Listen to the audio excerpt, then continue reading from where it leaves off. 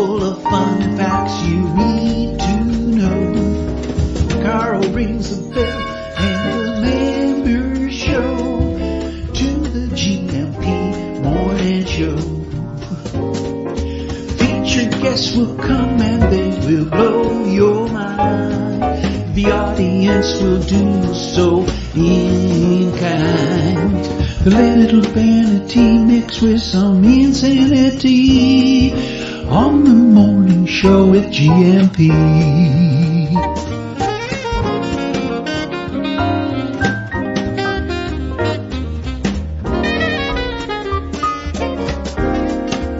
Hey, Gumpers. Hola, buen dia, Gria Munson here. Oh, what's up with that green screen? Look, you can see on the right of the screen there, and we have the sunometer showing a beautiful day here on the Silver Coast, San Martino de Porto. Great to see you yesterday, Sarah and Richard and Garvo and Linda hanging out in the bay, and the weather was overcast but very comfortable here in this part of Portugal. But it's looking like a beautiful day today. I think I'm going to get over to that new playground in Caldas de Rainha. Great job, Caldas de Rainha Camera, setting up the new or renovating the children's playground over there. So over there with the kids later today, and maybe picking up the new chicken coop as well. Yes, not only growing. I had a good old rant yesterday. I saw, let me get this on the screen for you. Portugal resident yesterday. Oh, no, don't press that button. Otherwise, we'll lose the show, Carl. That's not very smart.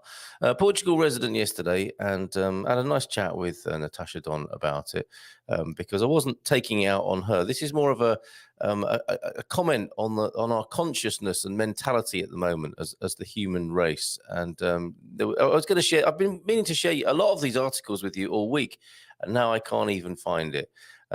But the article was about food shortages here in Portugal. And did I share this already? But one of the reasons people are giving for the food shortages in Portugal, empty shelves, is because the great people of Portugal have been buying food and other items to send to Ukraine. And it's not the gloom and doom scenario you might originally, or you might firstly, or the conclusion you might firstly come to on seeing that. And it occurred to me, I've got to sort this green screen out. Hold on a minute. Let me just see if I can tweak it. Oh, that's worse, isn't it? That's like it was, that's the sandstorm, isn't it, from the other day? And I've got more to say about that as well. Let me just get rid of that. Isn't that magical? Look at that. And you have to be careful, because if I go too far, I'll disappear myself. Okay, a little bit of messing about. I'll do the tech this morning. Let's see if that improves things at all. So, where was I? Before I so rudely interrupted myself there. And it doesn't take much, I can assure you. Lots of great hellos this morning. Brian's in, OLP's in, Pam. Did I say Pram? Pam. Chris Smith is here. Mr. Eggplant. Marvel superhero. Eggplant, man. Is here. Likes a bit of brown sauce on that. He does. Likes brown sauce on his eggplant. And Prof, you say, this is what happens if you converse with me privately. I give details out of compromising details out on the screen, none of which may be true. It has to be said. And it's too late to change the names to protect the innocent. You're all innocent, of course, in my eyes.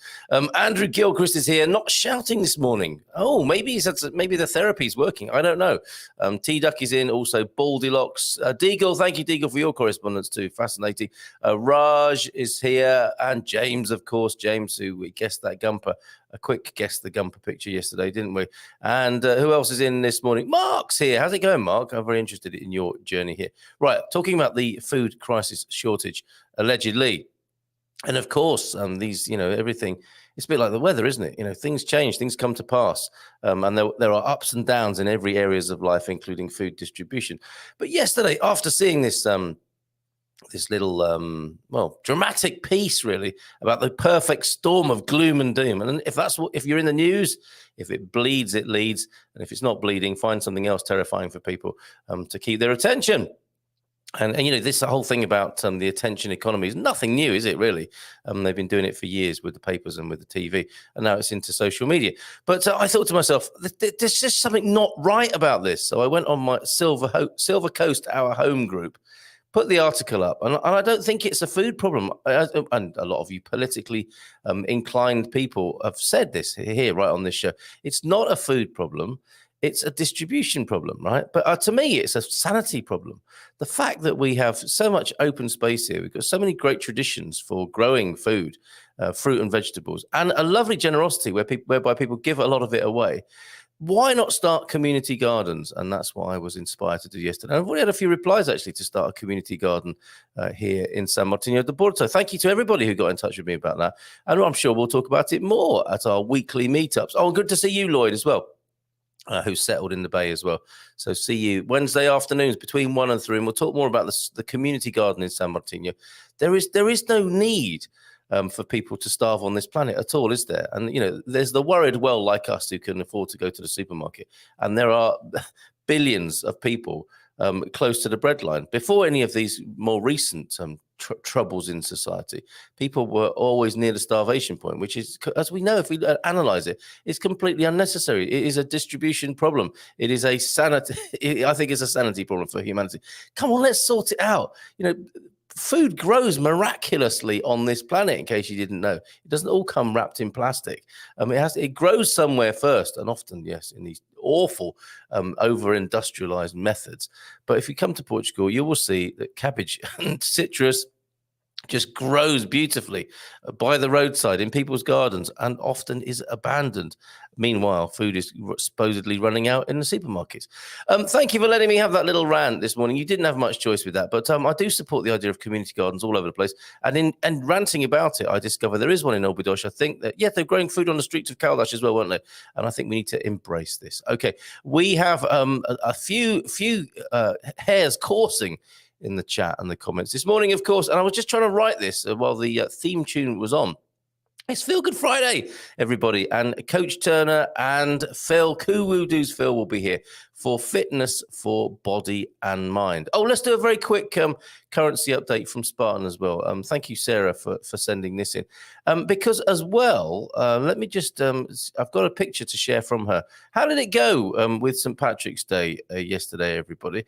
Because Sarah sent in a fantastic shot of an earlier St. Patrick's Day celebration. Oh, and a great picture from Desiree as well, who's on tour in the north of Portugal. If you want an itinerary suggestion, look no further than Desiree's tour of Portugal at the moment. It's quite extraordinary. Oh, yeah, and we'll come back to the old sandstorm business as well, because there was an upside to that. And would you believe it? An ecological, environmental upside to that as well. Where's this Green River? Oh, here it is. Okay, no problem. And also lots of lovely publicity from Andy the Porky Feet as well. A few things going up there in the Aveiro district. So please send in your posters for other things happening around Portugal, if you will. I'll go into those wonderful events that Andy shared with me, including the Festival do Arroz e de Lampreia. And that is a very specialist festival there, isn't it? Is that blood rice or is it lamprey? Is it the black fish, the lamprey? Could somebody help me with that? Lampreia, what is that? We'll come back to that. But look at this, a green river. It's been dyed green, especially for St. Patrick's Day. Actually, I've got an eerie feeling that I just need to check my levels and everything, make sure everything's okay. Can you hear me okay, everybody? Trouble with the greens. Oh, yeah, you can hear me because, look, yeah, so much food is thrown away in America and a lot will not be given to the needy because of insurance woes. There is another insanity benchmark. What happened to us that something like that might happen? It's unthinkable, isn't it? But it goes on, as you quite rightly point out there, OLP. So you can hear me. And here's a green river for you. And I'll explain why in just a moment. So thank you very much, Sarah. She had a Guinness yesterday. Good. Well done. As I know, you have a lot of American listeners, so I thought I'd share this. I did a road trip in Texas with my friend over 10 years ago, and we spent St. Patrick's Day in San Antonio. I want to say that in a Portuguese way. They go all out there. Saint Anthony has been coming up all week for me. It's a sign, I tell you. And I posted up. Here's another distraction for you. I posted up on Facebook yesterday something that I posted 2 years ago about the need for elders. You know, we seem to be a little bit lacking, don't we, in the elder department. And then two elders showed up. They looked about 15, actually. Elder McDonald and Elder Carter. Good morning to you if you're tuned in this morning. Missionaries from the Church of the Latter-day Saints. And I stood and chatted with them for, I don't know, about half an hour, long enough for my kids to get bored and be running around my legs and luring me away. But I had a most uplifting conversation with two elders who must have only been about, 25 tops over here from California and Utah, respectively. Enjoyed talking to you gentlemen yesterday. But back to San Antonio. So they all go out there and they even dye the river that runs through it green to celebrate. So you may know this, folks, if you Texans may know that in San Antonio, they dye the river green for St. Patrick's Day, where Sarah once celebrated the said occasion. So let's do that currency update now, and I'll have you keep looking at a green river while we do that. The color of money. Greenback River. Quick currency guide then. There are some high hopes for Russia and Ukraine to reach some kind of deal. Are we feeling this morning? While we're all hoping for this, currency-wise, this has strengthened the euro. Any kind of ceasefire, even if temporary, would boost the euro, and investors will pull out of safe havens such as the US dollar, apparently. Jerome Powell, chair of the Federal Reserve, managed to convince investors in the short term that faster rate hikes would not send US into a recession. Typically, when the US economy succeeds, it benefits the global economy, and investors would turn to riskier assets. The pound fell sharply in reaction to the Bank of England's third interest rate hike from 0.5% to 0.75%, 0.75%, with talks of it rising to over 8% later in the year. That's what's going on in the UK. Interest rates are now at their highest since March 2020. The concern now is that the war in Ukraine will slow economic growth and push inflation higher than previously expected. The pound will find itself under pressure from the ongoing conflict, multi-decades high inflation, and an increase in oil, energy, and food prices. Yes, in UK.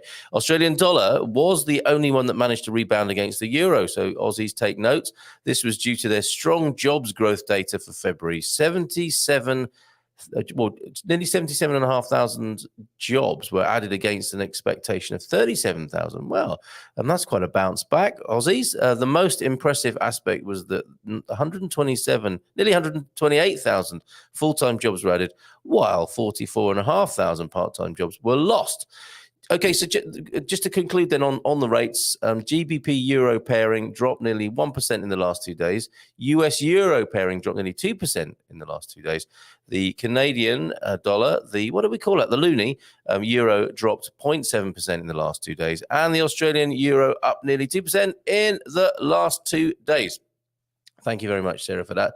Let's have a look at some other pictures on the screen now. Alvor last night. Thank you so much, Swara and Joey, DJ Base Orbit. Sunset there in Alvor. Isn't that lovely? Across the roofs there. There's such a Moorish influence, right? Algarve for you there. And the moon in the sky at sunrise today. Look at that from Alvor, and one of the many beautiful boardwalks of Portugal. They're enjoying Alvor. They're having a great time here in Portugal. Might have to show that sunrise again at the end of the show for you. On this Feel Good Friday with fitness for body and mind. So there we go. 10th to the 11th of, what am I talking about? 11th to the 20th of March. Subscribing restaurants taking part all over where is this? Montemor Ovelha. I'm sure this is the Aveiro district, and a number of restaurants taking part, and some celebrities there. Ooh, that guy top left looks great, doesn't he? With his special jacket on and his specially placed collar, open down to a hairy chest, and his collar tips pointing outward in a gesture of alpha male supremacy there. So Foz de Oroz e de Lampreia. Anyone else been able to help me out here with what that might be? But a food festival with some of that lovely terracotta crockery and a good glass of red wine there. I'll come back to the comments and see if we know what that actually is in a little while. Again, this is where Jimmy Choo comes from.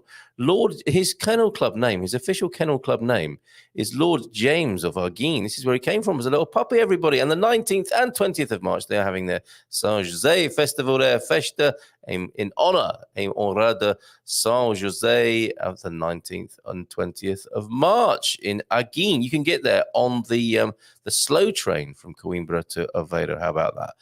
Looks great. And finally, the one we showed before, all through, from the 25th of March to the 25th of April, the March Festival, slightly delayed by the sound of it, starts in March, goes through to April, right up to the 25th of April, that important date in the Portuguese calendar, with all those big sponsors there, the March Fair in Aveiro. Thank you very much, Andy, for that. And if you didn't have any Guinness of your own and you fancy brewing some. I don't know if you can make Guinness like this. You probably can't. You make something much stronger with these things. Look at these that Desiree found up there in the north of Portugal. They are extraordinary. Copper stills, are they not? So quite okay to be doing that at home, it would appear, in Portugal. Fantastic. And then there we have, let's just deal with this, the aftermath. I think all that's left now, a beautiful sunny sky, no sign of Saharan dust in this sky as I look out the window. But that's how it was in this last couple of days. There's Garvo's picture. And have I still got mine from Alcobaça? No, I haven't, but we have got a video here of eerie Benagil caves from Victoria, which we didn't manage to show yesterday. But this first on the Vasco da Gama. Yeah, I'll show that again. That was subliminal all with some pop music there that's going to get me another strike off YouTube from the car radio. But that's from Andy going across the Vasco da Gama with an incredible... a green tinge on that, and then down to the Algarve.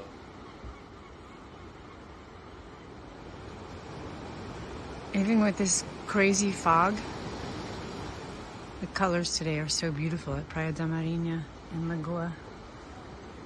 We're near the Benagil caves.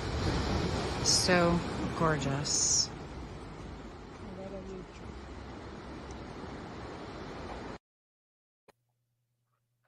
Whoops, that was a moment, wasn't it? I've got me Pessoa cup today, look. Isn't that great? Benagil caves, I'm so sorry. Thank you, Victoria, for that. And not crazy frog, but crazy fog there. Superb, beautiful colours. Always beautiful colours there, giving us special hue and tint over these last couple of days. And a bit of background on this, because it was quite terrifying, basically, wasn't it? But thank you, James, for this. In recent days, the country... Oh, this is from... this was sent in by James, and this is Luís Alves, agricultor, farmer. In recent days, the country was taken over by a huge cloud of dust, which travelled from the Sahara Desert in North Africa. Excuse me, and covered vast areas of the Iberian Peninsula. Just got a little bit of Saharan dust in my esophagus, I think.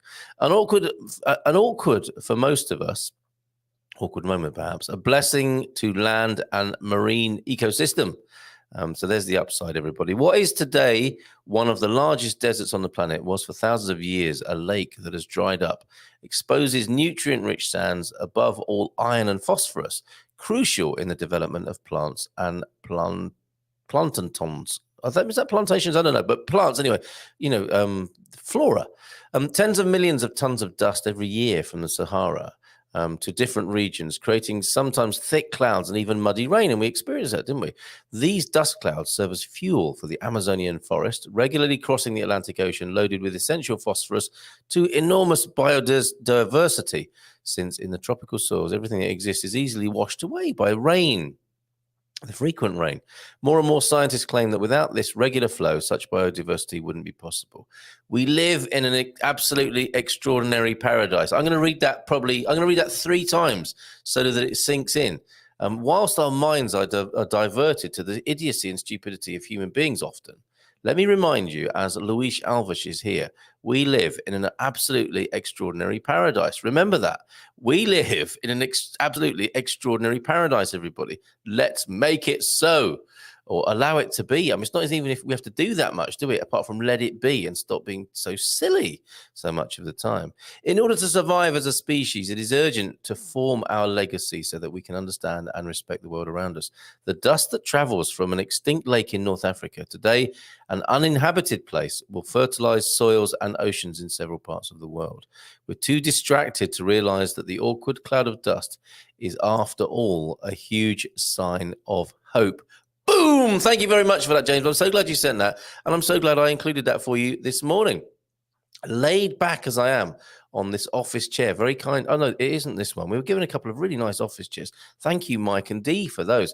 But I've got my feet up on one of them and I'm leaning back this morning delivering the show.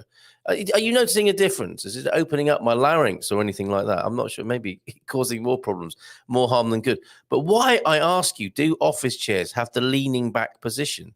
It can't be good. You've been told as a child all your upbringing and school life never to lean back on a chair. And then as an adult, you get an office chair and it's got that lean back setting. What is it for? Is it just for the kickback moment? It's 10 to 9 and we haven't barely said hello to anybody this morning. But don't you worry. All these wonderful comments are going to be woven into the show today when we address on Feel Good Friday. All things good, but easy. You know, we're talking about fitness for body and mind here. It's not going to be anything too difficult. We're going to look for a new round of growing old disgracefully together.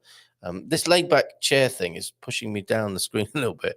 Okay, so let's go to these wonderful comments. Thank you, everybody. Today in Portuguese history. And I'll tell you what, I am not going to get struck off YouTube again or denied the right to earn food for my children via YouTube by playing the Portuguese national anthem. The Portuguese national anthem. Talking of national anthem, the Hoff is here in the back office and just limbering up, and he'll be on at 9 with Phil. But look, to this day in Portuguese history, and I don't even know the Portuguese national anthem well enough it's not an earworm. Let's face it. And I was talking to Nuno about this yesterday. Yes, it was brilliant talking to Nuno yesterday and Michael at the webinar. And we were talking about the Portuguese health system yesterday. And I opened up last week's webinar with the national anthem. And it really threw the Portuguese people present. It was a kind of a sudden air of formality. It became quite a serious atmosphere. So we're working on that to bring you a light-hearted version, if such a thing is possible, of the Portuguese national anthem. But I'm not playing it anymore because it keeps getting me struck off my earning potential on YouTube. Those who don't learn from history are doomed to repeat it. Let's find out what's going on with the prof now, who contributes these wonderful Today in Portuguese History segments. Oh, astronaut. T-Duck will love that. 2019 Portuguese Space Agency established, RCM number 55/2019. Oh, this is a government decree, isn't it? Establishing the Portuguese Space Agency. Portugal Space is a private non-profit organization. I'm sure if it starts making decent money, it will be sold off in some way, as these things often are all around the world. Bon dia, cadets, space cadets and astronauts. You know who you are. That was the previous comment from the prof there. Thank you for that. We may well find out more about the Space Agency of Portugal. Yes, we do. 13 Portuguese have passed the second phase of the astronaut selection process of the European Space Agency. Well done, those men and women, meaning, and maybe dogs. Do they still send dogs to space? Meaning a cow in space. The cow jumped over the moon if a Portuguese dog goes to space, meaning they would be selected as part of the first group of European Space Agency astronauts for moon missions. Very good. And in the picture there, Ana Pires becomes the first Portuguese woman scientist astronaut with NASA. Now, can you have artist astronauts? Wouldn't they be good too? As well as those scientists that you need up there, sticking probes into things and whatever it is they do, and pontificating and disagreeing with each other. What about artist astronauts who could go up there and write poetry and muse upon the view that they have of planet Earth? That's what I propose. Artist astronauts in space. Bon dia from Andy with these rubber molecules. Oh, what lovely rubber molecules you have there, Andy. In today's episode, I get ready for working a half day. That's unheard of for you, isn't it? And pick up packing and storage crates. Oh, steady on there. We know what's going on in that household. Bon dia, Gumpers from T-Duck. Stephen Wright said, if at first you don't succeed, then skydiving definitely isn't for you. And George Carlin, quote of the day, reality doesn't change just because your feelings got hurt. I'm embarrassed to have to explain this to adults. Oh, George, you can be quite tough. Your tough love there for us, George Carlin. Reality doesn't change just because your feelings got hurt. I'm embarrassed to have to explain this to adults. I would like to discuss that further, but we've got to move on. Who of all is a question? It's like ask anything about Portugal Friday today. Who of all you gumpers enjoys good red wine? Who doesn't? More to the point, Coach Ian Turner does. He'll be here at 9. Morning all. OLP, you see, he's answered it already. He's working the room. That's why I have to do a little bit of exercise. Looking forward to talking about it after 9 with Carl. So there we go. He will be here then. And Base Orbit. Swara and you, Base Orbit in Alvor, loving it, right? Bon dia from Praia de Alvor, greeted by the moon and the sun at sunrise this morning. Yes, and I had that lovely picture, which I'll show again now, and I think we probably will before the show's out today. This is your lovely picture that you mentioned here. Look at that. Isn't that fantastic? Alvor. Down there in the south. Superb. Thank you very much for that. Who else is in? T-Duck. Did someone say red wine? Yes, you had them at red. I think. Alvor is lovely. I could happily live there, says Coach Turner. Recently back in the UK from a trip to the Algarve. And he's coming to see us on the Silver Coast soon as well, which is great. Chris is in. Morning, Chris. How are you? Talking to me about Jello privately. Honestly, what are you like? Bon dia, Carl. Looking forward to a dry, warm 10 days. I'm going to do lots of gardening. Expect high teens weather, which is stunning for Belfast. Yes, enjoy it, Deagle. And yes, I hope all had a great St. Patrick's yesterday. 9 on chatting, only 2 touch Carl's thumb. Come on, Gumpers. Get away from my thumb. No, I see what you mean. Okay, yes. Please, Lycus Maximus will be here soon telling you the same thing.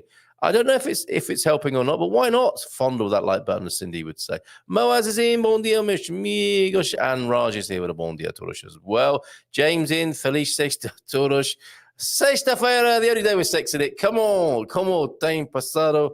How are you doing, James? And Dimitri Martin. There is probably more invisible tape out there than we realize. I missed that yesterday, but that's only right that I would miss the joke about invisible tape. A dad joke for you there this morning. Very good. Love that. OLP from Moaz. I like red wine, but I get intimidated by people talking about it because I don't understand the language, maybe. I find people who drink beer are much more relaxed about it. Yes, especially after a few of the aforesaid. And to Thunderduck, it was me. Is there wine tasting rooms in Lisbon? That is your jam, correct? There was that gathering, wasn't there, on a Friday evening? We spoke to them. You learn Portuguese and drink Portuguese wine at the same time. What could possibly go wrong? Check in the YouTube channel about learning Portuguese whilst drinking. Search that and you will find that in our library. Hola, bon dia, Gumpers. Or ask Donna. Donna knows all about that. Donna may be tuning in and may be able to help you with that OLP. Loving the clear skies this morning and the view over Nazaré. Yes, I bet it was a little bit disappointing when you first arrived to see only orange sky and no sea. But that's great that's cleared up for you. Come and see us, won't you, in the bay? Down here, a bit further down. Bon dia, Gumpers from Brian. How you doing? And I know a lot about wine, and I'm very friendly. You won't be intimidated about drinking it with my husband and me. There's a lovely offer. That's fantastic. Kindness, another quote of the day. Kindness is the greatest of all balms.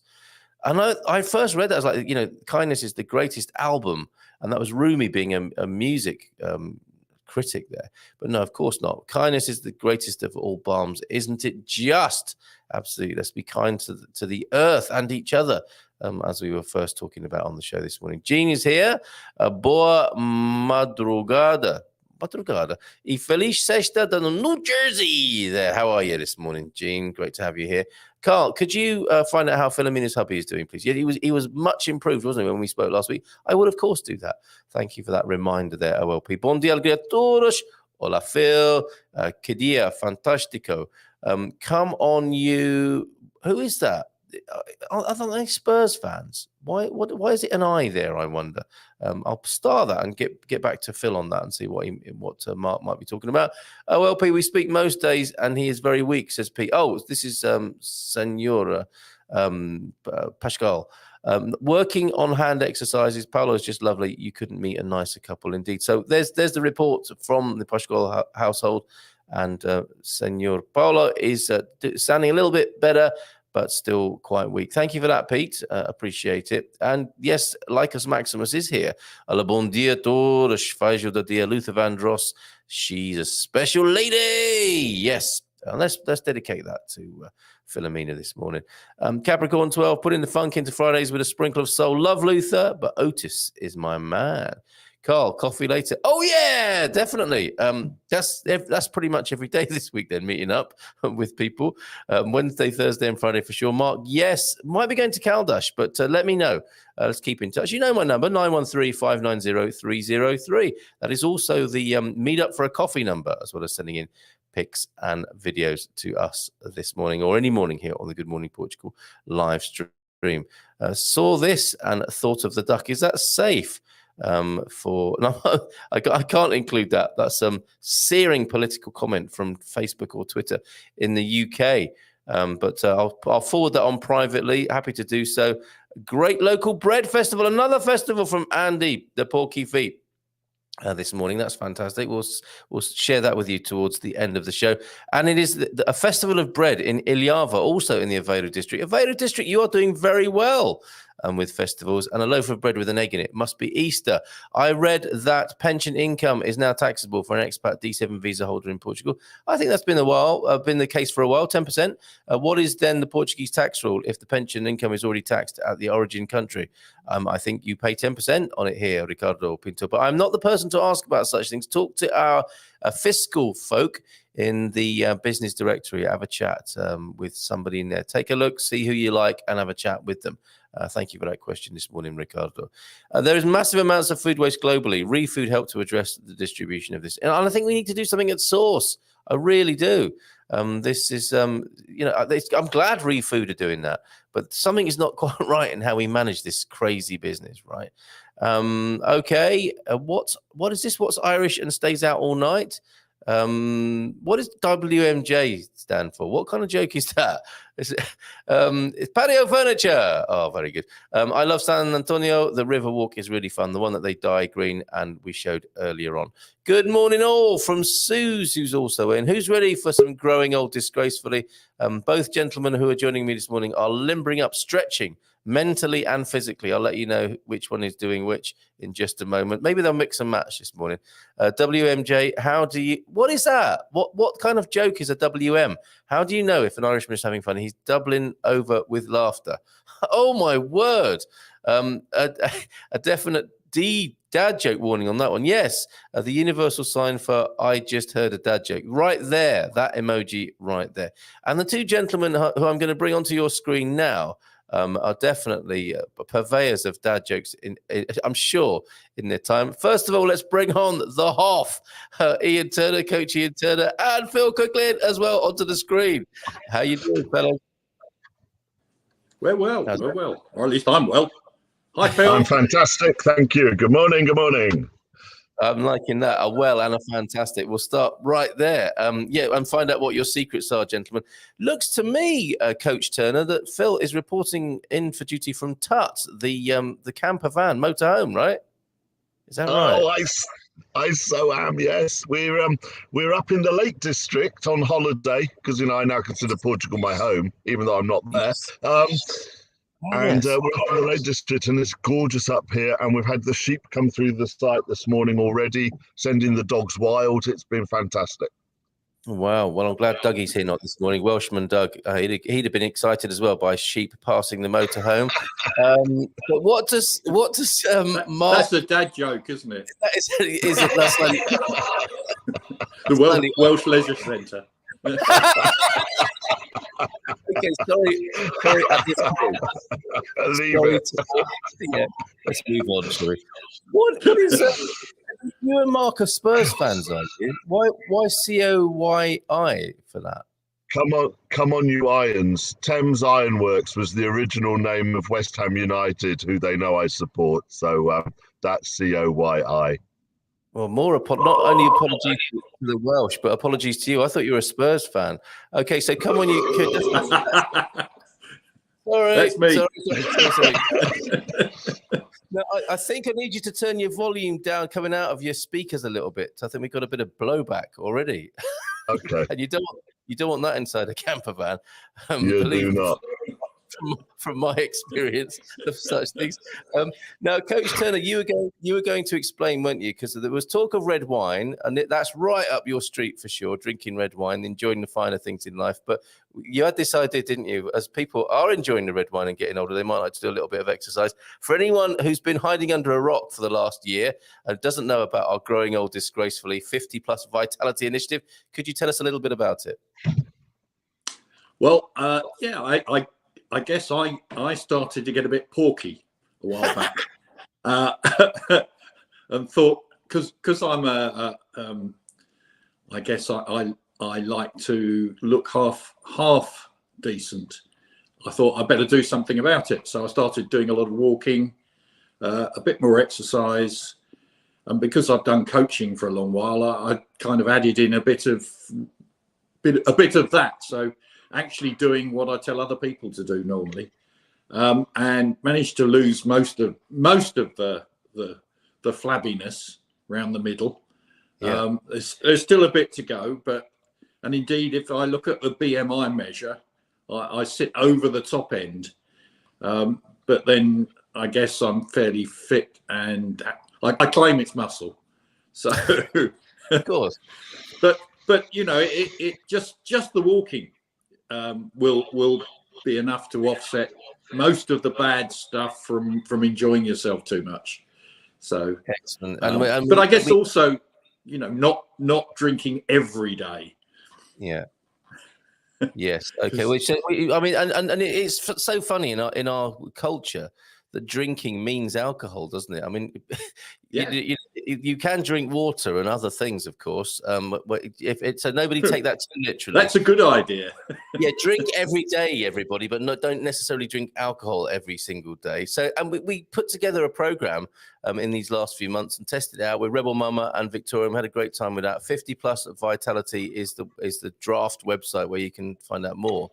But Coach Turner here was brilliant in sending videos through that are basically easy and enjoyable ways of staying fit in the way you described there.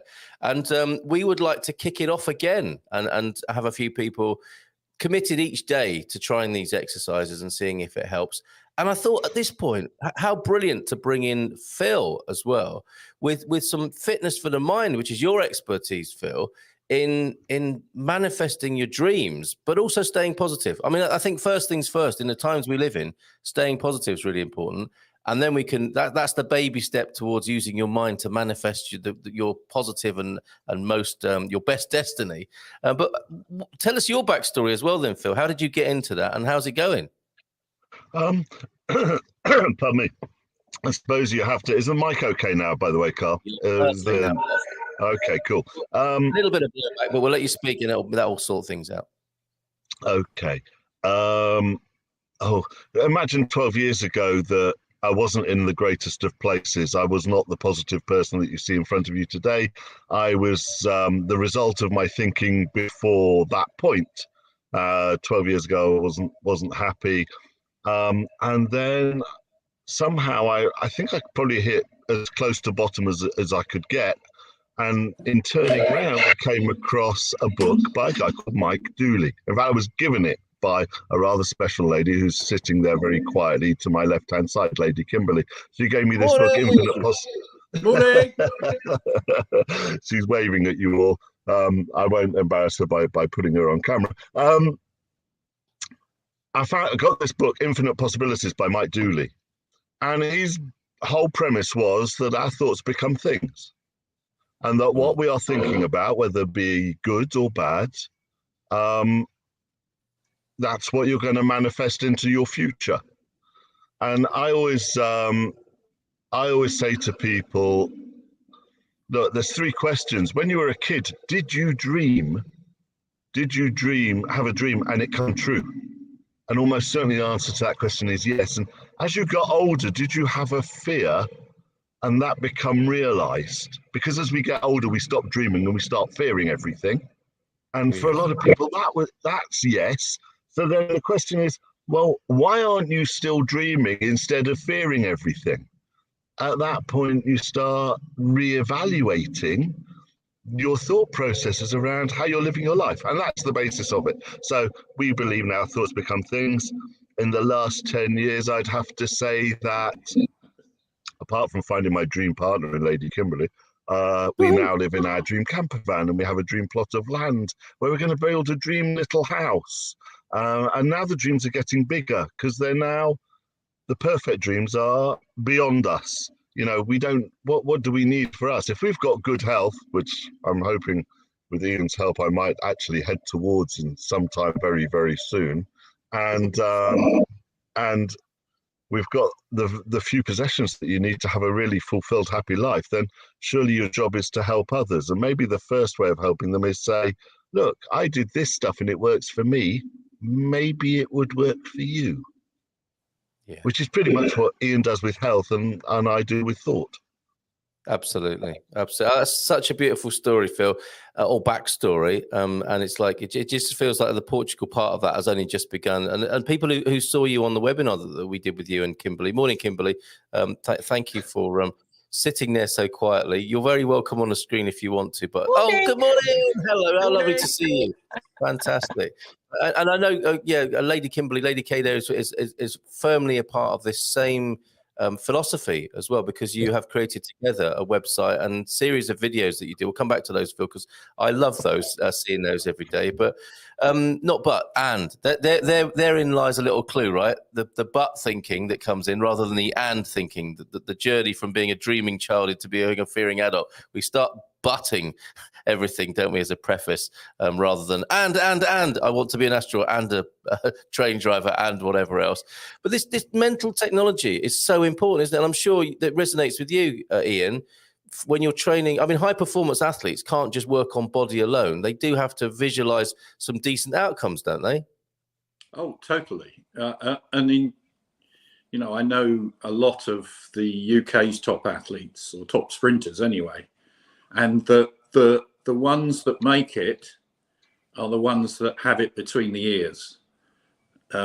It's that's the 5% or even 1% that makes a winner rather than an also-ran. That's not to say the also-rans don't have quite a good life, because all they do is train, because that's what they enjoy doing. So you actually need to define what, I guess, winning is.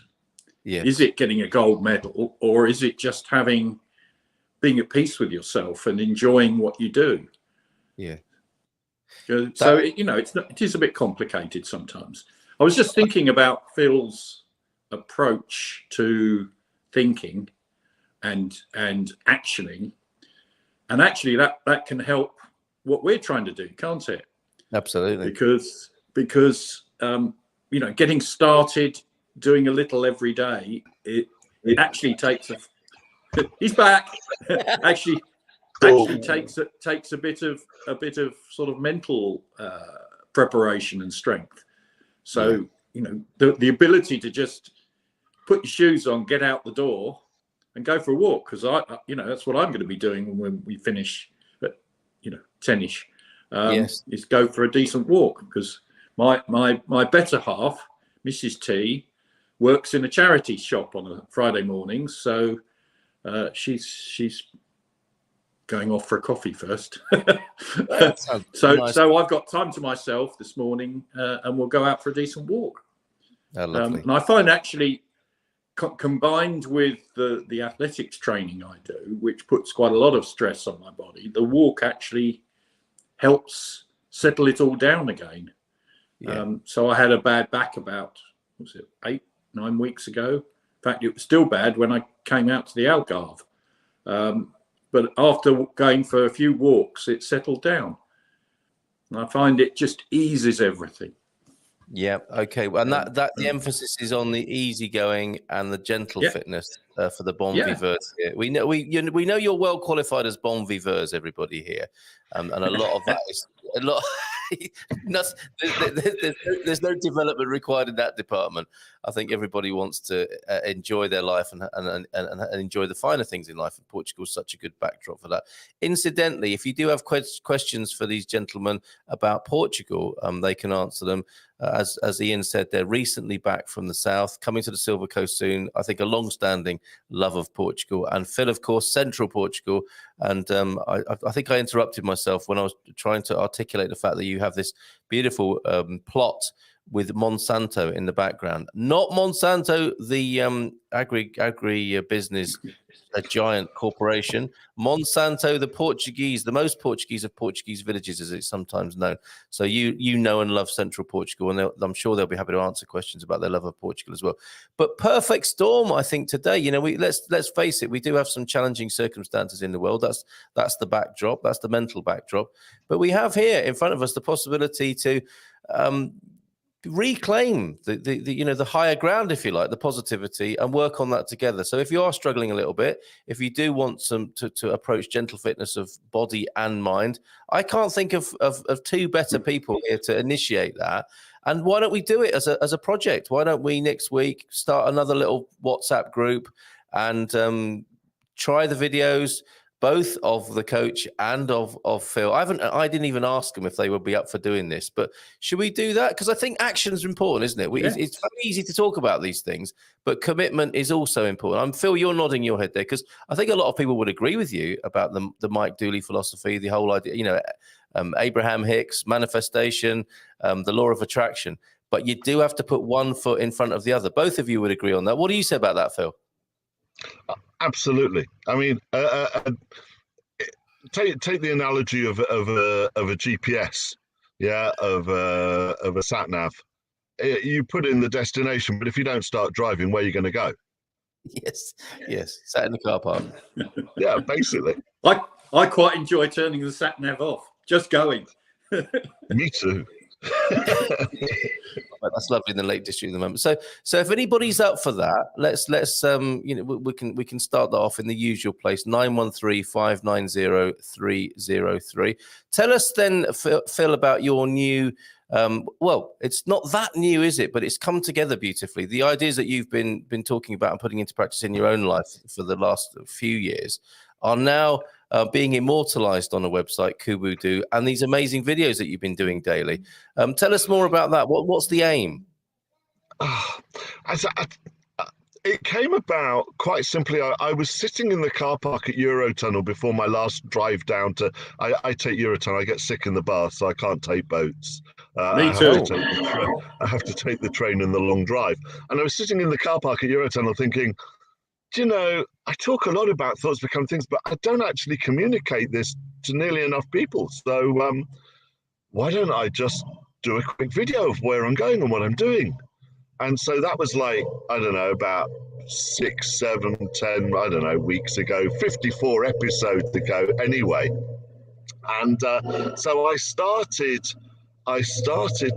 just recording 3, 4, 5 minutes of one thing that maybe happened to me yesterday and something that I would talk about, whether it be emotions and how they can affect your beliefs, about how to manifest things, how to take a baby step, just really what I believe on a daily basis. And if, I thought with the single one operation, if I can help just one person change their mindset from one that says, oh my God, why does this always happen to me, to, oh my God, how fantastic that all these things happen to me, then I think I'll have done good with it. I think that's enough. Yeah.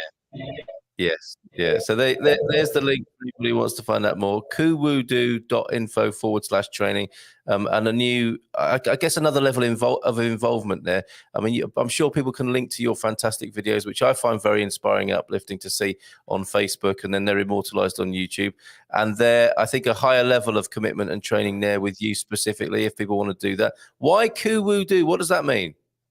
Kuwoo. Ku is Cooklin, woo is wood, which is Kimberly's maiden name, and do is as close to the dog as we could get. I didn't really want to call it Kuwoo dog.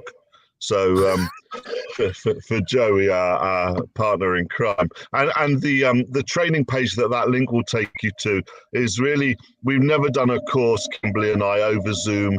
We're doing a very basic entry-level taster, 4-hour half-day, interactive. So it's not going to be hundreds of people. This is a very small group. Want to do it interactively, and that will give you all the details of that.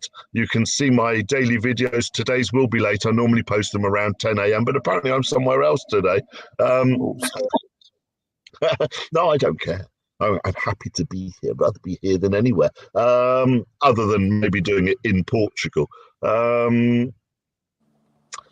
So you can get my videos on Kuwoo if you go into the YouTube channel there and look at they're all called This Is the Thing and the Thing Is This. In fact, I might do mine today live on the show. Who knows? I tend to not think about them too deeply. So. Well, that'll be an honor. That'll be an honor. And would you suggest to other people that they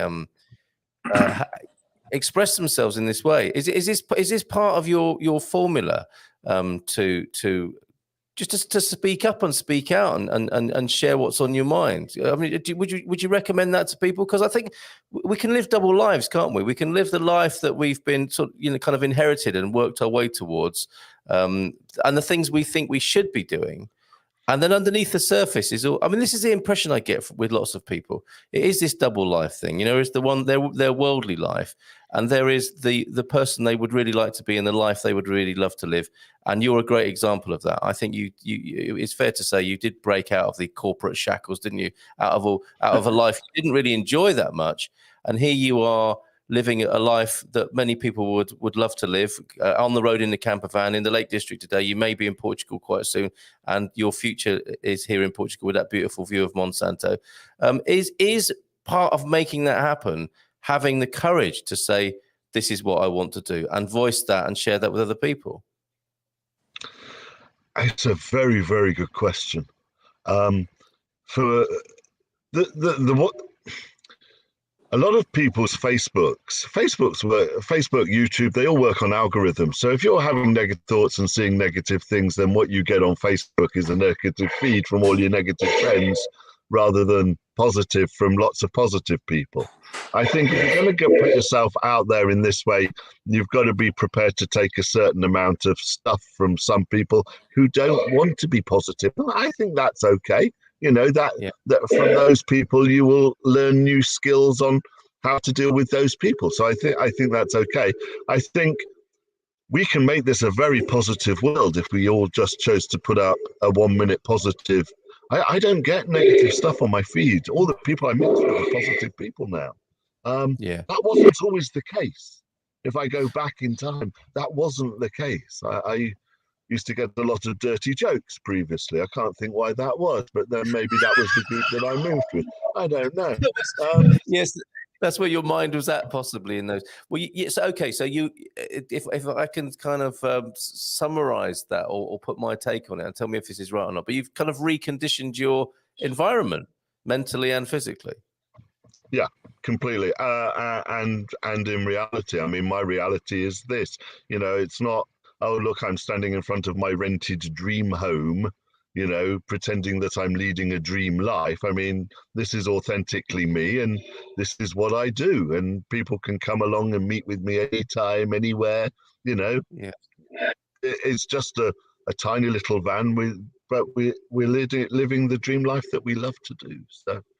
So yeah, that and the tut thing, the all of this, this is the thing. I think what I'd like to do with that one is I'm going to say it out loud, because if you do say it out loud and to lots of people, there's a fair chance you're going to find some new ways it's going to take you in a whole new directions.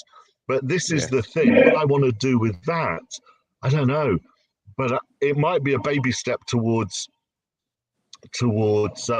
raising a bucket load of money for charity, which is on my dream board. I mean, I'm not talking a little bit of money. I'm talking like £1 million. £1 million to charity is a picture on my dream board up there. So I'm looking up because it's above my head in the van.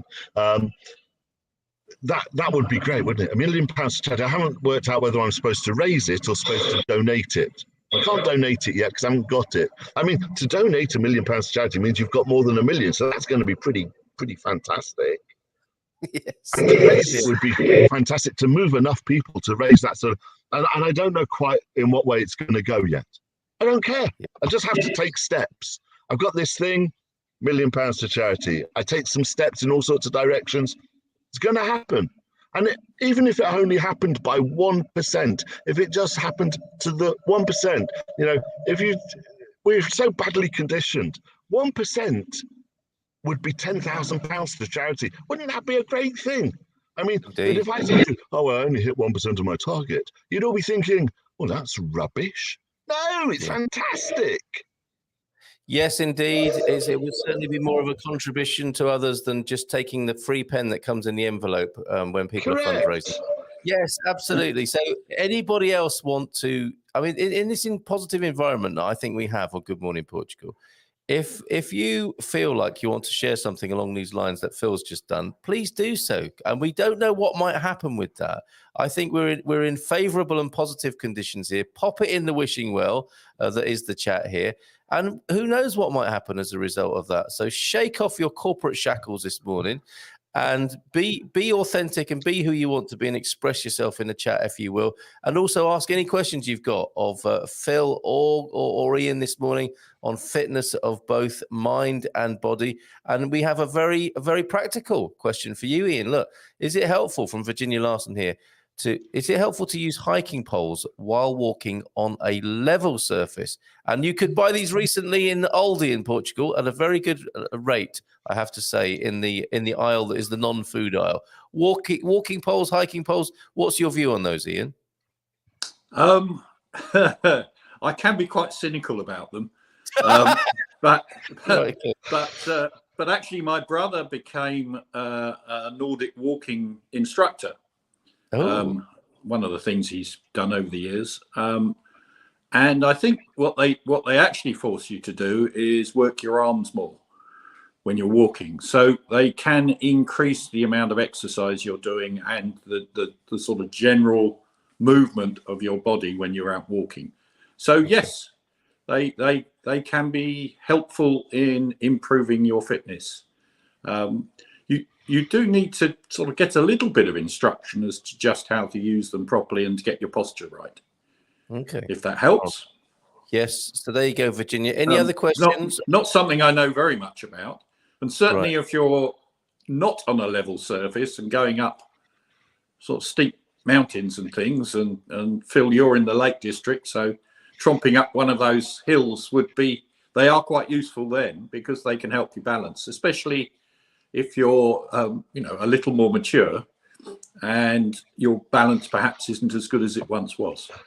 All right. From maturity and not so, quite mature, we could say, couldn't we? Back to baby steps. This launching on Monday, then, if we choose to work together, a few of us here, and put these things into practice and take these baby steps, I'm going to come to both of you, excuse me, on this. I think this sitting back on office chairs is probably not the best posture for me. And I don't know why office chairs... I'll go back to my question earlier on today. Why do office chairs have that lean back position? I'm not sure it's as good for my posture and for attacking the show in the most positive way. But anyway, baby steps for both of you. If we start this thing on Monday, where will we begin? You first, Ian, because for you, I know it's very important. If it hurts, stop is one of your guiding principles. Yeah, totally. And don't jump into it all gung-ho, probably for a number of reasons. So if we begin this on Monday, where would you begin on the body side of things, Ian?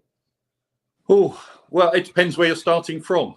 That's another dad joke, isn't it? Yes, we wouldn't it is. start from here. Yes, if you get there, I wouldn't start from here. Yeah. So if you've not done any exercise at all for a while, just go out, walk around the block. 5 minutes. Start just gentle walking.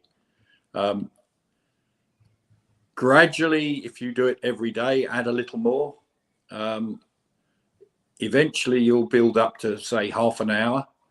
And that's a good, if you can do half an hour a day, that'll keep you in reasonable nick.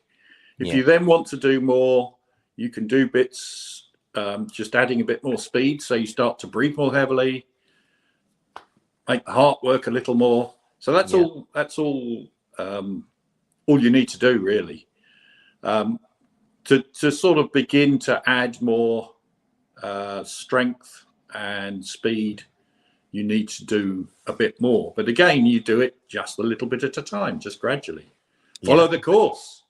Follow the course. We have endeavored to lay this out for you in a step-by-step, building week-on-week way. And I think we've got 4 or 5 weeks of structured content there, which you can interpret to your own level of ability and fitness and inclination. But what I think don't feel any pressure, really. There is no pressure to do it other than what you put on yourself. Yes. No, I'm not trying to pressurize anybody to do anything because I've been at the receiving end of that, and I didn't like it. So yeah. So I didn't do it actually because I'm a stubborn git sometimes. Yes. I mean, we don't need it at our age, do we? We don't need a kind of gym teacher. We've been round the block. And it's important to enjoy life as well. And believe it or not, this can be integrated in such a way that it can become enjoyable, because that's another key part of it. Baby steps from you then, starting on Monday, Phil, if people gather to do this together. What would be your baby steps for people cultivating, developing a more positive mindset and manifesting the future? Well, actually manifesting the present of their dreams rather than having it in the future all the time. It's a good one. Can I come back to Ian about the walking? I started losing weight. I still have quite a distance to go, but I've started on this journey. It's taken me 58 years to get to this point. So, you know, if it takes me a couple of years to go a bit further to lose more weight, I don't think that's a bad. You know, we always think the problem is we're in an instant society. We think we have to have everything instantly. But to take Ian's point, I did start by walking around the block, and guess what I was listening to on podcast at that time when I was walking around the park? I was listening to Good Morning Portugal. I thought, oh, wouldn't it be fantastic if one day I got to meet Carl Munson? And lo and behold, earlier in this year, for the first time, I did. Careful what you wish for. Careful what you wish for. It's amazing how these thoughts become things.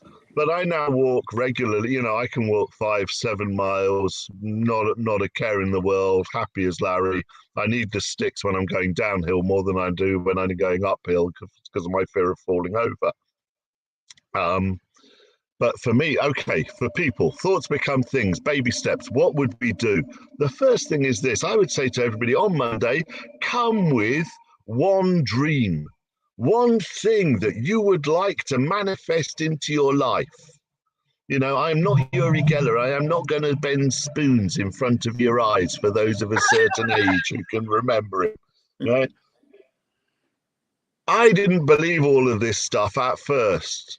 You know, when I started, I just thought, oh, my big dream was being able to go out for a coffee and a piece of cake, because we don't live in Portugal. It's not €2. You know, to go out for coffee and a piece of cake whenever I felt like it, because we didn't have that kind of disposable income. I mean, that's how far we came from, to the point where I don't worry about things like that anymore.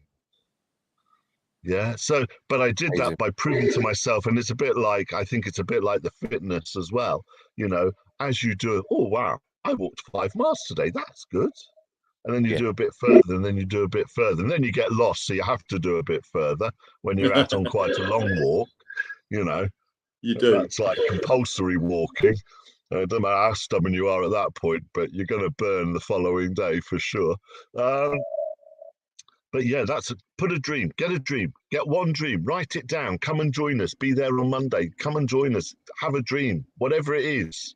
You know what mine is at the moment, or one of mine? Yeah, I do, and this is rather good. What you've shown us there is that you sketch out, write out your goals and dreams, and they're stuck on the ceiling above you. So they're there from the moment you go to sleep to the moment you wake up. Indeed, because visualization is another part of this. Yeah, and baby steps is another part of this, and not working on the cursed hows, not working on, well, if I want to do this, this is how I have to get there, because that is going to put all sorts of barriers in your way that you just don't need, right? Yeah. Can I ask a question? Yeah, please do. Given that you know, none of us are single, we have another very important person in our life, if not more than one person. And so your dreams broadly have to align, don't they? It's an interesting one, that, because you can't control other people, which makes it, having seen our partners, all three of us, you have to think that our thoughts were better than theirs, maybe. Do you know what I mean?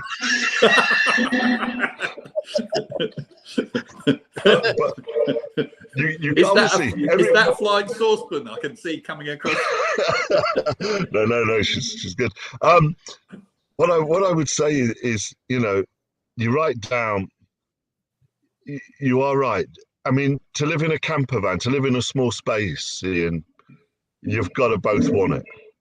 To live in a small space with a dog, you've definitely both got to want it. But we both had relationships before we came together. and we were both thinking at the same time, what would I really want from my perfect relationship? As our first relationships, our first marriages were working. What would I want? And you can write down a list of qualities of what you'd like in your perfect part, of what you would like as characteristics in your perfect partner. I would say, ladies, if you are going to do that, you might want to write down looks like George Clooney, or you might end up with something like this.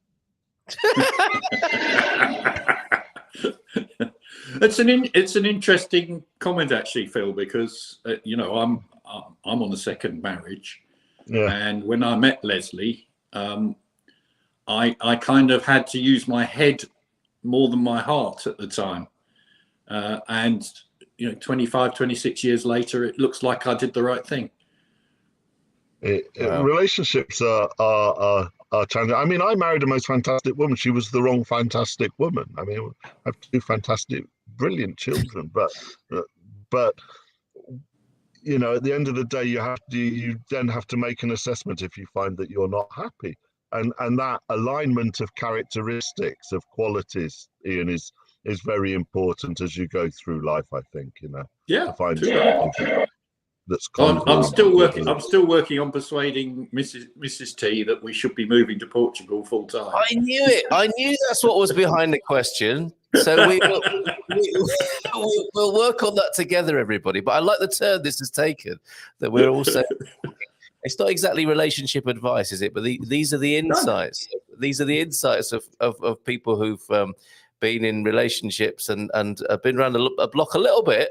They've laced up their trainers and gone running in the relationship department, if I can make that analogy.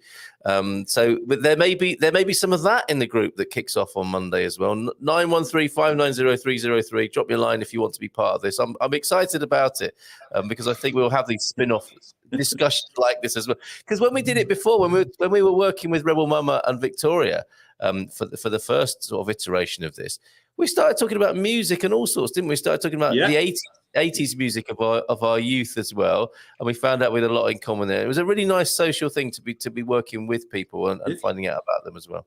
Indeed. And talking of socials, I'm meeting up with Rebel Mama tonight. We're having dinner. Superb. So friendships to be made as well as fitness for mind and body. A lamprey, I don't know how much is omega-3s are in there, but I suspect there might be one or two. Lamprey are kind of freshwater eel. I thought it was a fish. Lampreys were accidentally introduced to the US Great Lakes via ship ballast water. This is what humans do in it around the place in the 1920s, possibly, and quickly killed off a thriving freshwater fishery industry. Whoops. Okay. Wow, beautiful. I think that was probably the moment both of you came onto the screen that Jeff is describing. I don't know for sure. Another meetup here. That's fantastic. Coffee meetup. Cindy's in this morning, and Shaw would love that. Again, I don't know what I was referring to. I used to go drinking at the Lamprey in Gloucester. So that's the kind of lamprey you like, is it, Phil?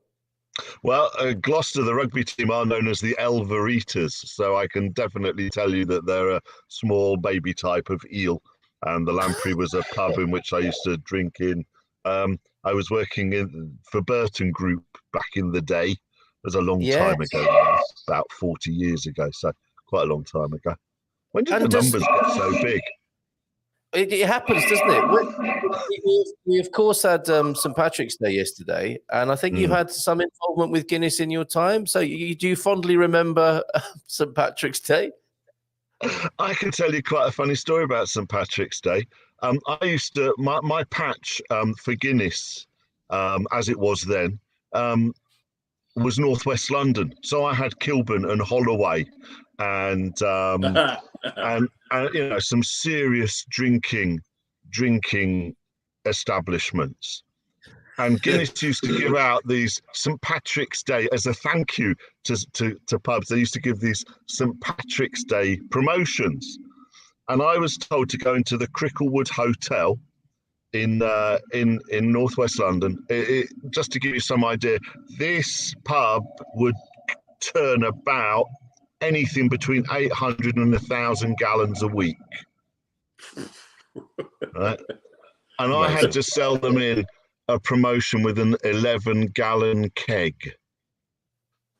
and try and make it look as though I'd done something for them without getting my head kicked in by an Irish landlord. Tough job, but no better man for it. Wow. So a fair bit of Guinness then you've helped people drink in your time. I have helped them drink. I have drunk myself. One of my jobs was to get people to Lansdowne Road for rugby internationals from the UK, get them drunk and make sure they had a great time. That job would have killed me if I'd have stayed in it for any length of time. Seriously. I mean, it was just you go to the Guinness conference, and if you didn't drink at least 8 pints, you were considered lightweight. Right, wow. And you were certainly never seen with a glass of lager in your hand. Yeah. Okay. Well, yes. Belated St. Patrick's. Happy St. Patrick's Day to everybody, of course. And yes, we'll talk a little more quietly for the sorer heads, perhaps. So Pete was talking about his part of Central Portugal. I know you guys share a mutual love of Central Portugal. Pete, he said earlier on, he's looking forward to your injection of positivity later on your. Oh yeah, here we go. To you, Phil, from Pete. Bon dia, my lovely cheery chappy. Looking forward to all your positive persuasiveness later. And OLP wanted to know where Pete lives, and obviously this is your part of Portugal as well, Phil. Deepest, darkest Central Portugal, OLP, surrounded by lovely people and nature. How great is that? And in between the marshes, not as in the geographical feature of marshes, but the people called the marshes. Farmer for Fun, Luke and Sarah, and I don't know these people. Foot de Pippa. So a bit further south, our closest neighbour is the indomitable Cinders. That's Cindy Green, isn't it? I think as well. In Packing Hell. That sounds terrible. How did I accumulate so much in 2.5 years? Thought I was a minimalist. Yes. Can you imagine what it would be like if you were a hoarder? And I'm so sorry I made that mistake earlier on. Look, yeah, of course, the Irons are West Ham. Come on, you Irons. West Ham United, also known as the Thames Ironworks. As you said there, excuse me. I think I have to change my posture. The original team there. That's a lovely idea as well. OLP, can we send something to Philomena, Mr. and Mrs. Pascal? Let's talk about that after the show. That's a lovely idea. As my wise mum once observed aloud to me while talking about that, Sus Casola, I guess you either need to move a lot or never. Yes, on the matter of accumulating stuff there. I might bob over to Nazareth today for a Mare de Light and Torada if I can drag Tony away from the Cheltenham Festival. So other sport available this morning. And Brian, my not so healthy. No, indeed. My eyes are not able to see my name unless my whole name is typed, including the A. So help Moaz A there if you want to communicate with him. Oh, warning, mum joke. Okay, thank you for that. I'm going to have to make another little graphic for mum jokes because they're actually, let's face it, they are worse than dad jokes, aren't they? Dad jokes are bad, but mum jokes sometimes just create the strangest atmosphere in a car where mum has. That wasn't the joke, Carl. Oh, okay. All right. We will have a chat. We will have to chat. And I know that it will be appreciated. I was thinking along the same lines yesterday. Okay. So, yes, we will sort something out there. That's lovely. Look, Victoria's here. Victoria. The wham pam of our grey watch rather than bay watch. And a suitable lover of champagne sangria. As you discovered on your recent visit. We talk a little bit about Portugal, of course, in a minute as well. Just see what other people are asking you, though. Thunder Duck, I think they called him Thunder Dick then. I wonder if he's ever been called that before. Moving on, just a Twitter post about someone waiting 40 months for a driver's license in the UK. Hardly biting political commentary. Sorry, I thought I saw Grant Shapps' name mentioned there, and that's always surrounded by some biting political commentary, isn't it? Especially at the moment with the PNO thing over there in the UK. And what's this? That COVID turns into three things: a hunk, a drunk, or a chunk. What? Explanation, please, on that. Gumpers, I'm stepping away from the chat for a few minutes. I'm sure you're back by now. These are quite old messages. We are spirits having a human experience, not vice versa. I think that's aimed somewhat at you, Phil. Chardin de Talliard, 20th century French spiritual philosopher there. And manifesting our physical selves by training your mind will be one of the most challenging workouts you will ever face. James Holly, and I think you'd both agree with that, right? You've seen athletes compete at the highest level, Ian, and you know you've done this yourself, Phil, and you're helping others do it. Why is this? Do we think? Why will training our minds be one of the most challenging workouts we'll ever face? Let's start with you, Phil, on that. It's an interesting one. There was, but my belief is that this is the reason that we find it such a challenge. There was a survey, a study done at MIT in Boston about how many times people actually attempt something before giving up. And the answer came back less than one, because at the same time as you actually think of it, the other side of your brain starts thinking, well, I can't do that because of, and I can't do that because of, and I can't, instead of just going and saying, well, I'm going to do it and see what happens. Yeah. Yeah. Okay. So, and this is in our culture as well, isn't it? This is. Yeah. We're conditioned. Yes, absolutely. And what about you, Ian? You've seen this in people you help. You know, athletes you've trained. I was just pondering it actually as Phil was talking, and I have kind of a couple of comments about it, I guess. At the highest athletics level, in fact, let me tell a little story about my mate Dwayne Chambers, who people may or may not know of, but he even at the age of 44 he is now, he still holds the 60-meter European record. So he's been quite good in his time. Yeah. And he tells a story about, I think it was the World Championships some years ago, and he was up against Maurice Green, and they got to what's called the call room, which is where the athletes for each particular race gather before they go out onto the track. And he was one of the favourites to win, and Maurice Green looked at him with a fair amount of menace, I guess is the word, and Dwayne looked away, and Mo Green knew that he'd got him then, so he won the race in the call room. So that's how powerful mental, without saying anything, it was just a look. So that was just one story. The other thought I had is, nobody ever trains us. Nobody ever teaches us about how to think. It should be the first thing you're taught at school is how to think, how to use your brain properly. And none of us are ever taught that until maybe later on in life, Phil. So that's why it's most difficult. We do exercise at school. So we've all done exercise at one stage or another. We might have hated it. I hated cross country. I still did it. So we know a bit about that, but we're not taught to exercise our brains, other than learning by rote, or so we don't know. We're not taught. There isn't the internal knowledge to do that. And yet the information's out there, isn't it? Isn't it just? That's the beauty of the age we're living in, is the information is coming forward and is available for anybody who wants it. And that's what we'll be doing from Monday, sharing that information and acting on it together. But isn't that incredible? You could go to school in our time.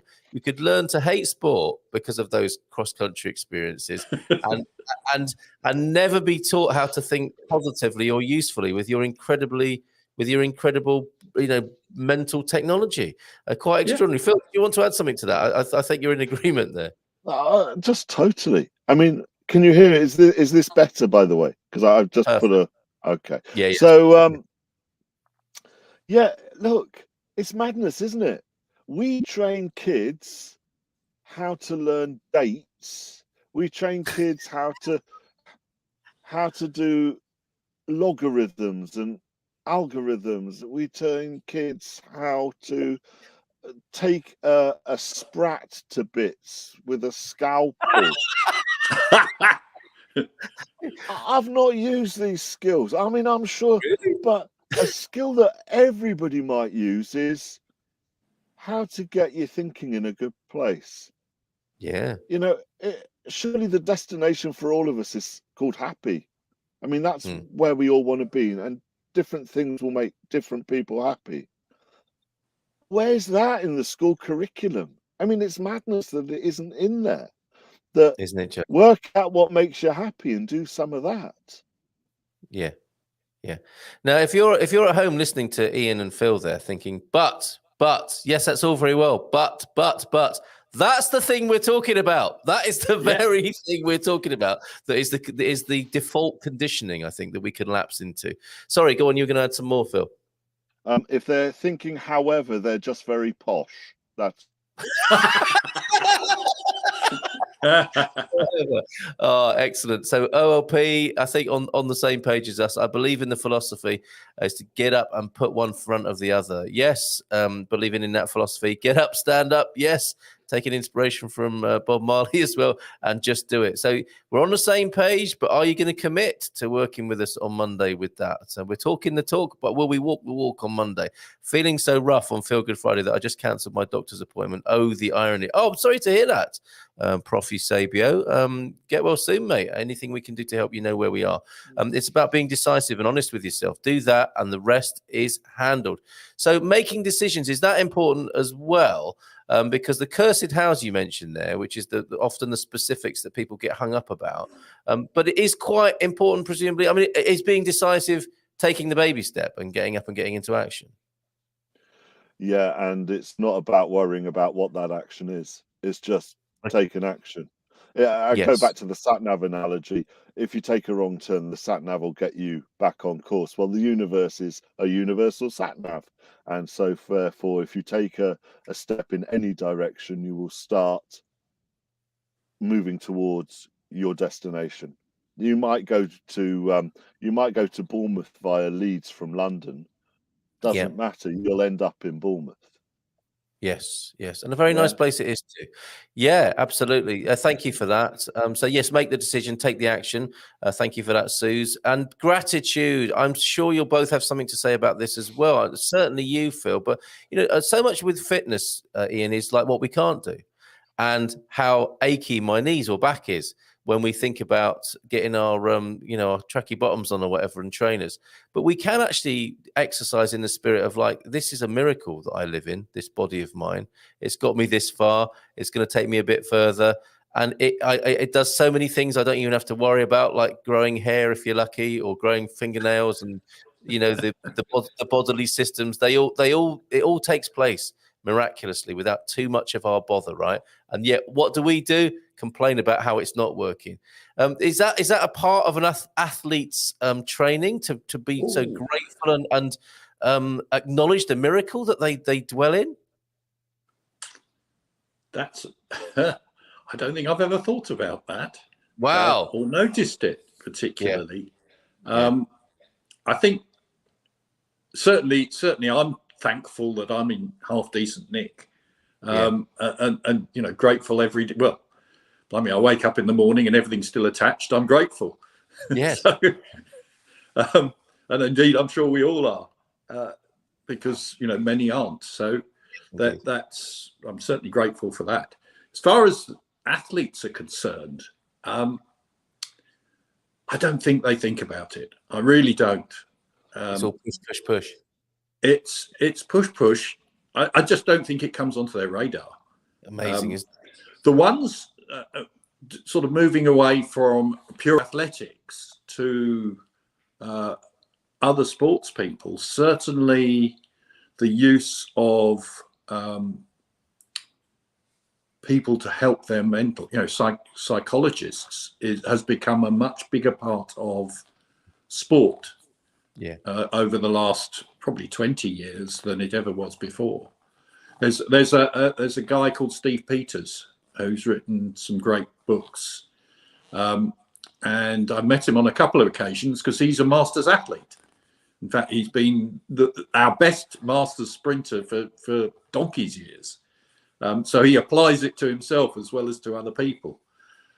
He certainly was. He was very influential over the British cycling team for many years when they started to really be successful.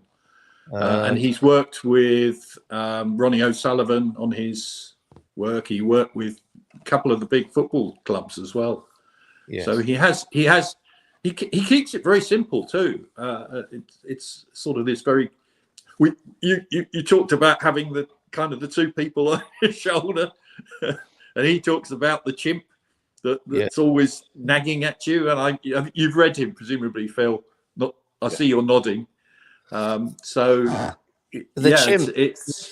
chimp is the opposite of gratitude, isn't it? The chimp is bringing you down, and I'm sure you'll have something to add to this about remembering to be grateful, Phil, as part of this process. Absolutely.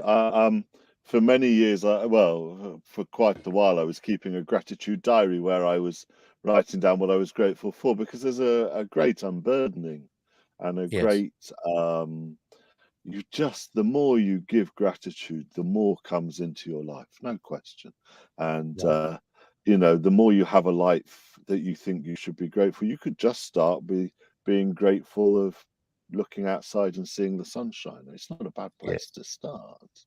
Not bad at all. What I'd also say is on the Steve Peters, The Chimp Paradox, is a book I read quite a while ago. It's a fantastic book.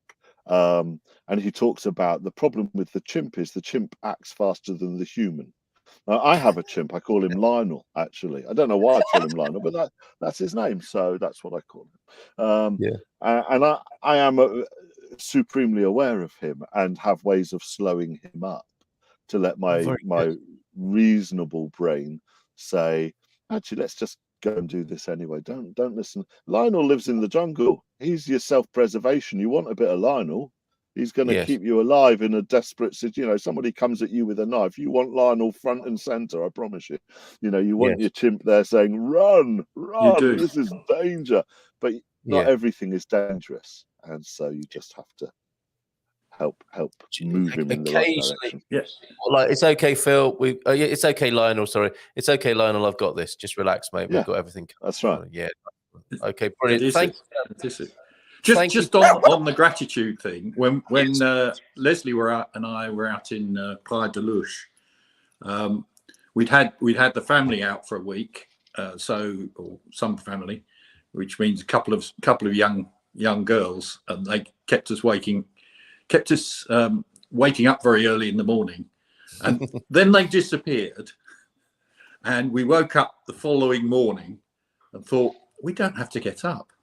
We can just lie here, really. And we realized how blessed we were. A, that we'd been blessed by having the family there because it was a joy. But B, that we could just chill, do what we wanted. And we are just so lucky.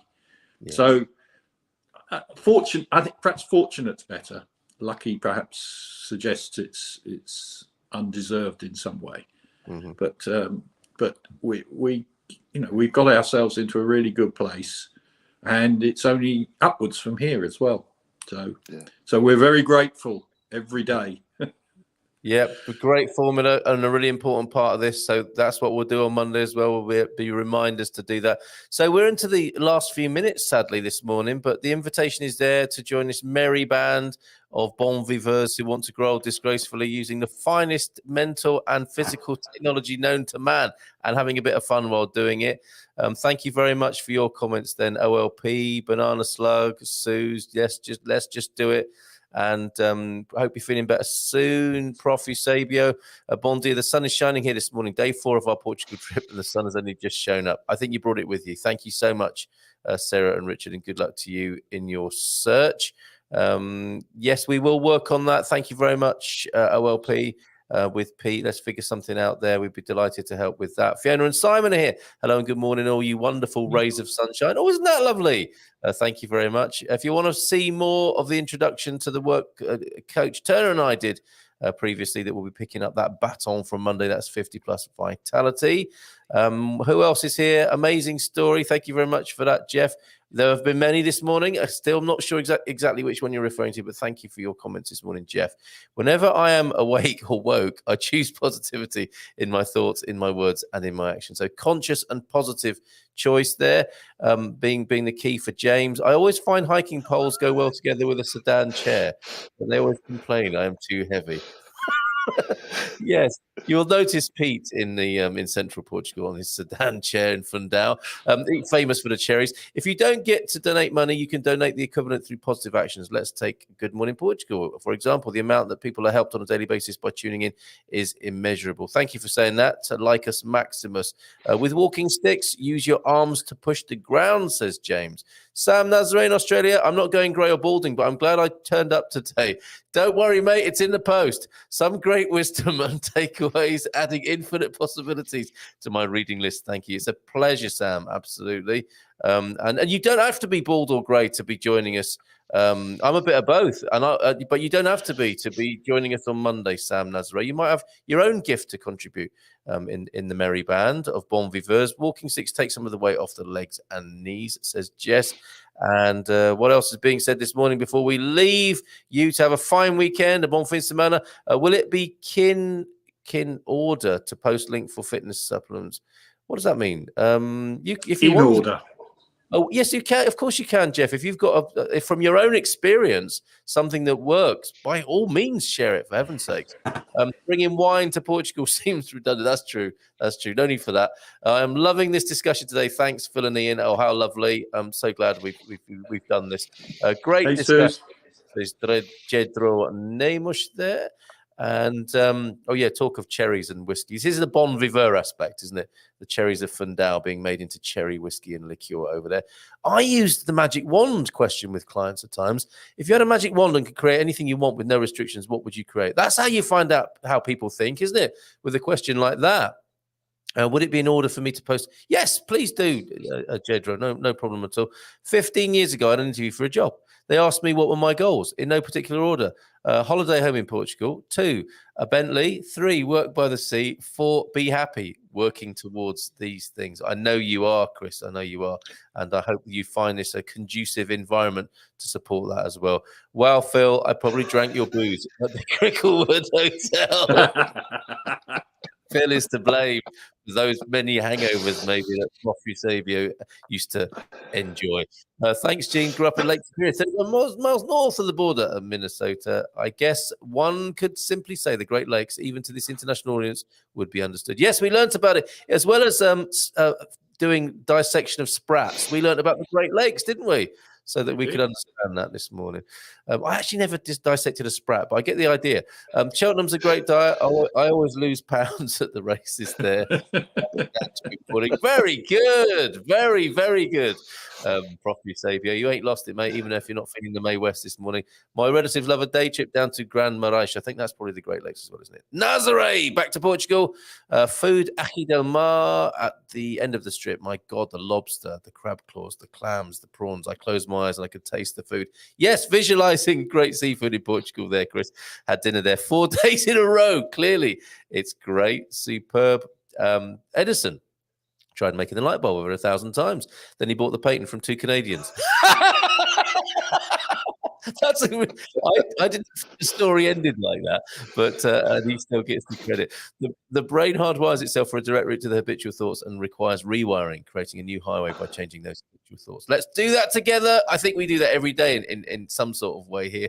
Once the brain is rewired, the default becomes the new thought. Yes, re-education, or simply to practice thinking. Indeed. And changing consciousness requires rewinding the subconscious. This is where meditation, visualization, and mantras pay off. And read from JH. Good morning to you. And is that a picture of you? Because if it is, we can take your advice. Read David Goggins, Can't Hurt Me. That mental strength. Okay, so thank you, JH, for that. Another thing for the reading list there that Sam Nazare might like, certainly. A great family friend who was no longer with us used to say, throw kindness into the sea and it will come back to you in abundance. He was the nicest, kindest man we knew. Very nice. Lovely. Fondle the like button. Don't get so busy making a living that you forget to make a life. Well said, Fiona and Simon there. Seek clarity in decision. This is bringing out the best of all of us this morning, isn't it? Make the decision, then let it be. No chipping away at a fabulous idea with excuses or lesser variations. Stay clear on decision, trust it, accept it, and wait for it. Yes, with delight. It's a Manatech link, everybody. Where can I get me some of those gummy bears? I used to like those for the kids. Anytime positivity, kindness, gratitude are in the conscious conversation, I am uplifted. It's a pleasure to give you an uplift this morning. And on that note, on that smutty note, where we like to go occasionally, let me give a last word to both of you. You first, Coach Turner. What would be your encouragement to people who might want to join us from Monday in a merry band of motivated individuals taking baby steps, one foot in front of the other, and realizing their dreams of of great and enjoyable and fulfilled body and mind? We're going to have a laugh. There we go. We're going to have a laugh. Let's make just feeling better physically and mentally a laugh and enjoy it.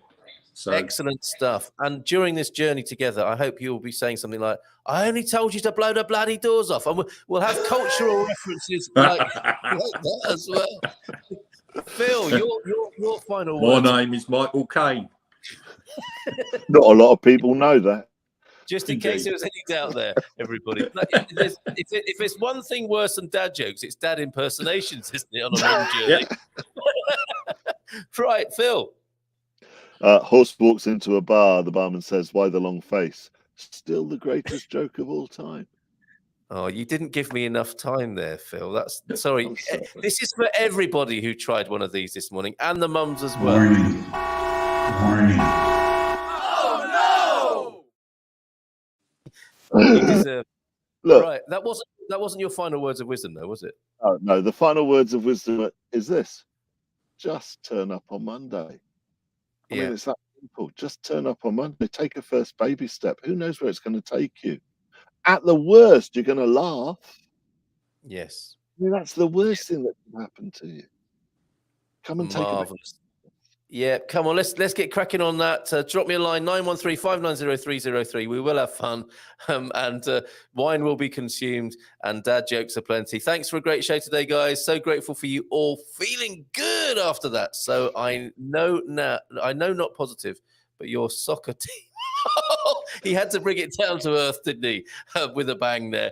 And great show. Happy Friday, all. Thanks, Sam Nazare, for that. Bon fin semana to you all. And Jean is saying this, of course, to us. Look, ciao, ciao a todos. Bon fin semana.